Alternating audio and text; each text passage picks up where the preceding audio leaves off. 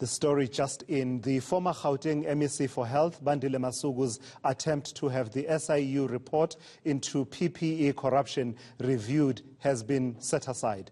Masuku was fired from his job in October last year after the Special Investigating Unit found that he had failed to provide oversight over the Gauteng Health Department. He'd also failed to uphold the Constitution and regulations in the Public Finance Management Act. The High Court of South Africa dismissed the application with costs. Suspended presidential spokesperson Diko has until the 25th of this month to answer questions about her late husband's alleged involvement in the matter. Let's bring in then the SIU spokesperson, Kaiser Khanyago, to tell us more about this outcome in court there. Kaiser, good afternoon. Thank you for talking to me. So the bid to have the report set aside by Bandile Masuku has failed in the High Court. Do you feel vindicated? Good morning, good afternoon, Chulas, and to your viewers. Yes, as the SIU, we feel vindicated, but we have always known and we have always said in the public space that all our outcomes are based on evidence.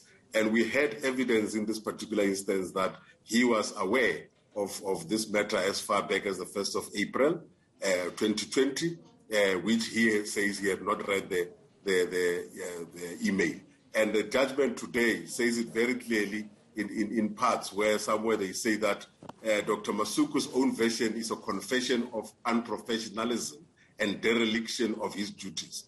Because that is a clear indication. As a professional person, you should have read those emails at the time. And had you read the emails at the time that you were supposed to read them, you would have known that this matter is before you, and you would have known that Royal Baka was given the contract, even though the processes were not followed. For the sake of context and for people to take everyone on board, Kaiser, much turned on the question of what did Bandile Masuku know at what point when he was MEC for Health in Gauteng, particularly with the issue to do with Royal Baka and the potential for conflict of interest. His contention in the court processes was that he didn't know until a very late stage, but your report insisted that he knew very early on, or should have known very early on. So you are comfortable now that the court has vindicated that particular dispute of facts?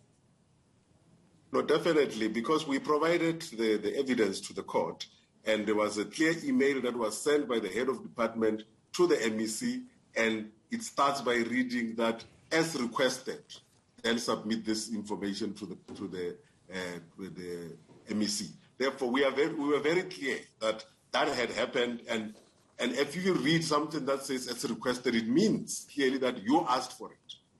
Therefore, if you have asked for something, obviously you would know that that thing is coming your way. Therefore, for us, we are vindicated, we are very clear, it gives us hope and encouragement that we are doing the right thing and we will follow. But also, it sends a clear message to other executive authorities to say, you must know that there are certain things that you are accountable for as the executive authority. It is not enough to just stand there and say, I am not involved in procurement issues. You must deal with the issues that you are supposed to do as an executive authority.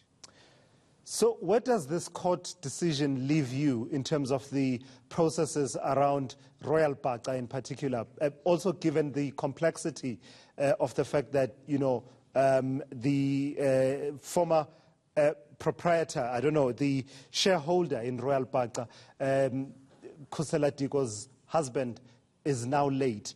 How complex does this make this matter? No, we will continue, Chulas, with our investigations. You would know that in this particular instance, the focus, after we had given the report to the Premier, then shifted to a company called Royal Baka, not Royal Baka, Letla, and then we followed on Letla, which was sort of a replacement of Royal Baka after they pulled out. Therefore, we followed them up. We even followed those 39 companies that were given monies, and we retrieved that money through the court process. And the money has now been brought back from those companies and forfeited to the state. We are now following up the other leg of that, which is the issue of the pension of the former head of department and the CFO. and those matters might be appearing before the special tribunal now in April, to make sure that we conclude on that part while we are continuing with all the other investigations with other companies that might have been involved in this matter of the Department of Health PPEs. So just for clarity though, Kaiser, there's something that I read in my intro there about Diko being expected to make submissions, I think I said by the 25th of this month. Is that coming out from the court judgment? Or because my understanding in as far as Diko is concerned is that in your report you didn't find any evidence of malfeasance on her part, but did recommend that she should face a disciplinary process in the presidency. Is there something outstanding in relation to Royal Baka that she now must do? Yes.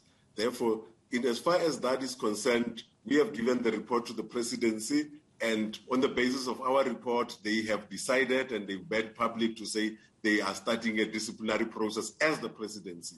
Therefore, that date that you are talking about, I suppose it relates to her responding to the presidency. And then lastly, Kaiser, before I let you go, talk to me about a proclamation that has been signed. I understand there's a proclamation that has been signed in relation to EThekwini municipality. I didn't hear that. Is there a proclamation that has been signed by the president for an investigation into the EThekwini municipality? Yes. We have a proclamation that was signed by the president recently in relation to the EThekwini municipality, and that proclamation talks about what we call in the higher education they call it the missing middle. But in that case, it was building houses for people who do not qualify for RDPs, but and then they also do not qualify for bonds. And that matter is now going to be investigated because there is allegations that the people who were given the land to develop those houses where the process was not followed professionally. And we are now in a position where we are going to start the investigation. All right, thank you for that. That's the SIU's Kaiser Khanyago there weighing in on the outcome from the court, where the court has rejected an application by Bandile Masuku, the former MEC of Health in Gauteng, who wanted to have the SIU report on PPE tender fraud and corruption to be reviewed and set aside. He has failed in that particular bid, and Kaiser Khanyago there updating us on that and the SIU proclamation around the EThekwini municipality.